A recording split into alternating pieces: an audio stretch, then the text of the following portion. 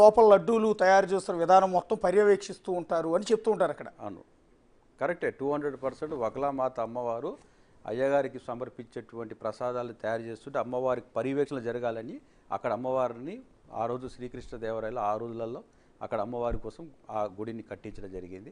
అమ్మవారు చూడాలని చెప్పేసి అది చిన్న ఒక హోలు ఇటుక మాదిరిగా కట్ చేసినటువంటి హోల్ నుంచి అమ్మవారు ప్రసాదాలు తయారు చేస్తుంది. అది ఆనందలోకి వెళ్ళేటువంటి ప్రసాదాలు. లడ్డు తయారు చేసేది అటుపక్క, అది వెనక వెనక అది అటు సైడ్ ఉంటుంది. అవును. అయితే ఆ పోటు వేరే, ఆ పోటు వేరు ఈ పోటు వేరు. నేనేమంటానంటే ఈ లడ్డూకైనా ఆ లడ్డూకైనా అదే నెయ్యి కదా, బయట నుంచి తీసుకొచ్చి నెయ్యే కదా.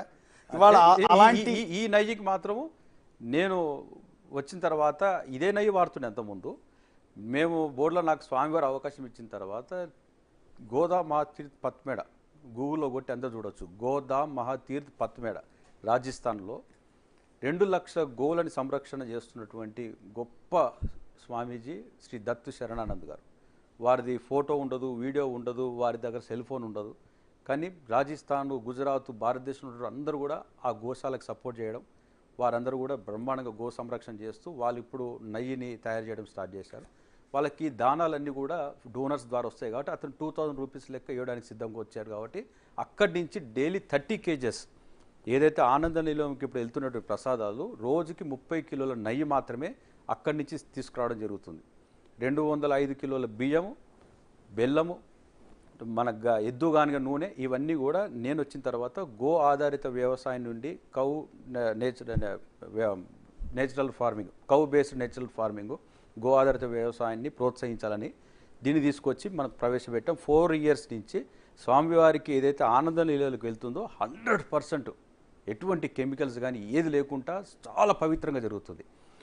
అక్కడ గోదామాతి పత్తిపేట స్వామీజీ కూడా ఒరిజినల్ నెయ్యి యూజ్ చేయడం లేదు తిరుమలలో అని చెప్పేసి ఆయన ఎప్పుడో తెలుగుదేశం పార్టీ అధికారంలో ఉన్నప్పుడు ఆయన చాతుర్మాస దీక్ష చేసినప్పుడే ఆయన ఒరిజినల్ నెయ్యి యూజ్ చేసిన రోజే మళ్ళీ కొండకు వస్తా అని చెప్పేసి ఆ రోజు నుంచి రావడం బంద్ చేశాడు. తర్వాత ఎప్పుడైతే ఆయన దగ్గరే మనం నెయ్యి కొనడానికి వెళ్ళినప్పుడు ఆయన ఆ రోజు స్వామివారి ప్రసాదాలు స్వీకరించవచ్చు. ఇప్పుడు మీరు చెప్పింది ఉంది కదా, ఇప్పుడు నేను అడిగాను ఒకళమాత గారు ఎక్కడైతే స్వామివారి కోసం ప్రత్యేకంగా తయారు చేసే ప్రసాదానికి ప్యూర్ గీ వాడుతున్నారు, అది కూడా ఎక్కడి నుంచి తెప్పించారు మీరు చెప్పారు. అదే మాదిరిగా ఈ మిగిలిన భక్తులకు తయారు చేసే ఈ లడ్డూలు తయారీలో వినియోగించే నెయ్యిని కూడా ప్రొక్యూర్ చేయొచ్చు కదా. ఇందాక మీరు చెప్పిన ఆలోచన ప్రకారం ఎందుకు ఈ థాట్ ఎక్కడ రాలేదు? మీ బోర్డు మీటింగ్లో మీరు ఎక్కడ డిస్కస్ చేయలేదు ఇలాంటివి? నేను అప్పుడు ఉన్నప్పుడు ఈ విషయం చెప్పడానికి నేను చెప్తే బడ్జెట్ని 250 crores కన్ఫర్మ్ చేశారు. లడ్డూ బడ్జెట్ని.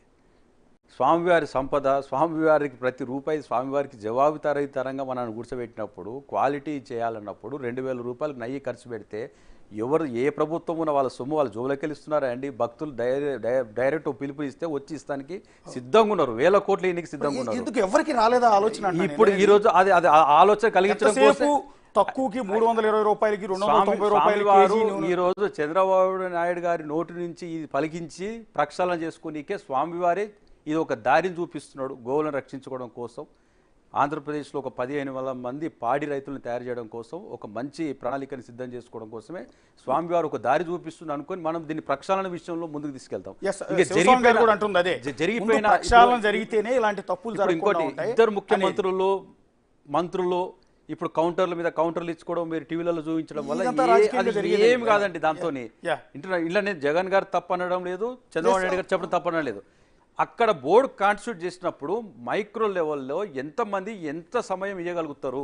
అదే స్వామివారికి సేవ చేయడం అవసరం. కానీ రాజకీయ వివాదం జరగచ్చు, ఆరోపణ జరగచ్చు, కానీ సేవ వేరే, షేవింగ్ వేరే. ఇప్పుడు జగన్ గారు పందికోవు కలిసిన నెయ్యిని తీసుకొచ్చి లడ్డూలు తయారు చేయమని ఆయన అయితే చెప్పడు కదా. ఎవరు చెప్పరు? చంద్రబాబు గారు బోర్డు మెంబర్లుగా మీరైతే చెప్పరు కదా. కానీ శివస్వామి గారు అంటున్నది ఏంటంటే, నేనైతే ఇంకోటి చెప్పు, నేను వైవి సుబ్బారెడ్డి గారి ఇంట్లో గోవులు ఉంటాయి. సో నెయ్యి అనేది ఎక్కడి నుంచి వచ్చేది? గోవు నుంచే కదా. ఆవు పాలను తీసుకొచ్చి తయారు చేస్తేనే కదా నెయ్యి తయారయ్యేది. సో ఎవరు కూడా స్వామివారి విషయంలో అలాంటి పని చేస్తే వారిని స్వామివారు ఎలా పనిష్మెంట్ ఇవ్వాలి? ఇది కలియుగం అండి. ఎవడు ఎంత దూరం మోనొస్తుంది. అదే సంవత్సరంలో అదే పీరియడ్లో పనిషబుల్ పనిష్మెంట్ ఉంటుంది. ఈరోజు ఈ కంటైనర్ ఏదైతే ఉన్నదో భక్తులకు కూడా చాలా క్లారిటీగా నేను తెలియాల్సిన అవసరం ఉన్నది. 100% ఏదైనా తప్పు జరిగితే అది అల్పిరి బయటనే జరిగింది, వేర్ హౌసింగ్ కాడనే. కొండపైకి వచ్చినటువంటి నెయ్యిలో ఇది కల్తీ జరిగిందని మాత్రం అవాస్తవం. అది 100% కొండపైకి నెయ్యి వచ్చిన శాంపుల్ నుంచి తీసుకెళ్ళి వీళ్ళు చేసినటువంటిది కాదు. ఇది కిందనే జరిగినటువంటి శాంపిల్ని ఇందులో ఇది కలిసిందని చెప్పేసి కంటైనర్స్ వాపస్ చేశారు, ఆ రిపోర్ట్ని రిలీజ్ చేసేశారు.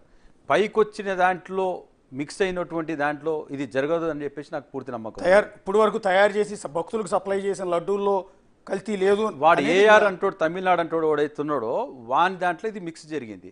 మిగతా అన్ని క్వాలిటీ బాగానే ఉన్నాయి, అలా బాగానే ఉన్నది అని చెప్పేసి రిపోర్ట్ ఇచ్చారు. అదే ఉత్తరప్రదేశ్కి వెళ్ళి ఢిల్లీ నుంచి, శ్రీకాళహస్తి నుంచి పారాగు అనేది ఒకటి ఉన్నది, వైష్ణవి అని చెప్పేసి అల్ఫా ఇవన్నీ ఉన్నాయి. వీళ్ళందరూ ఇవంతా పైకి వెళ్ళిపోయింది అయ్యి. ఇది డిఫాల్ట్ వచ్చినాయి కింద నుంచి వెళ్ళిపోయింది. మనకి ఇంకో విషయము, ఈరోజు ఏఆర్ డైరీ మీద ఎఫ్ఐఆర్ నమోదు చేయాలి. మీరు రిపోర్ట్ వచ్చిందని చెప్పేసి రాజకీయం మీరు ఎందుకు కొట్లాడుకుంటున్నారు? అక్కడ ఏఆర్ డైరీ మీద ఒక ఎఫ్ఐఆర్ చేయించాలి.